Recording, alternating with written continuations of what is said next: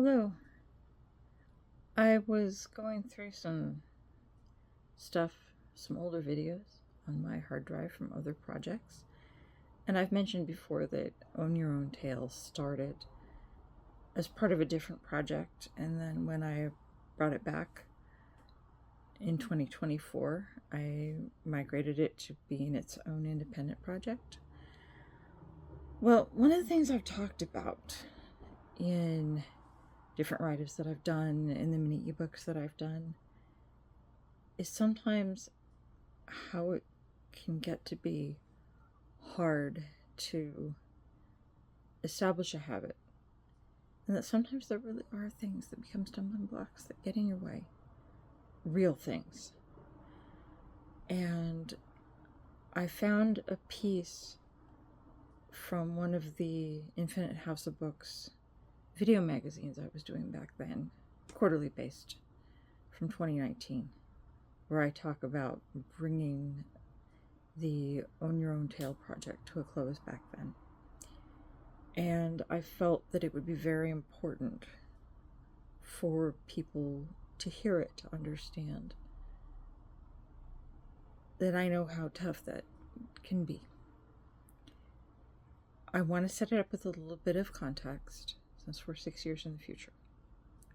In the period of time that what you're about to see was recorded, my mother unexpectedly became very ill and passed away in September of 2019.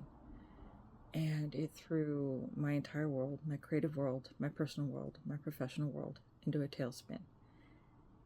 And I heard this again for the first time in many years. And I thought, this is rough. This is raw. This is what people realizing and wanting to understand, owning their own tale, need to hear.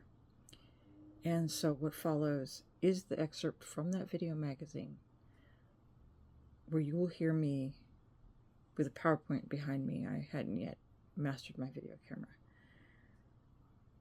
going through what that was like for me and the choices that I was having to make creatively at that time. I hope that it will educate you and perhaps, depending where you are, help you find some encouragement too. Own Your Own Tale. For a year that was intended to be themed around being able to plan out your life and owning your own tale, everything I learned was that I couldn't plan, and it wasn't a lack of ability on my part. But it's hard enough when you're struggling to just lay out that set of plans and keep things under your control. But what happens when things occur beyond your control that completely influence your life? Which is what's happened to me all year long. So when it came to my goals as an author and for publishing, I finally had to realize I was in a place where I really can't set any kind of regular publishing schedule for now. Whether it be the experiments I was trying on Wattpad or putting books up for pre-release as I have through Smashwords. Because I've pre-announced them, and then over and over I push the date because things just keep getting in the way.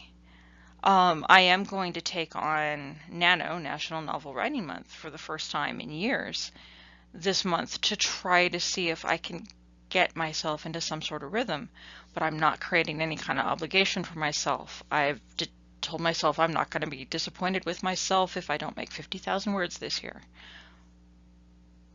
But I have to get past these big things that have just happened recently and try to find a new normal.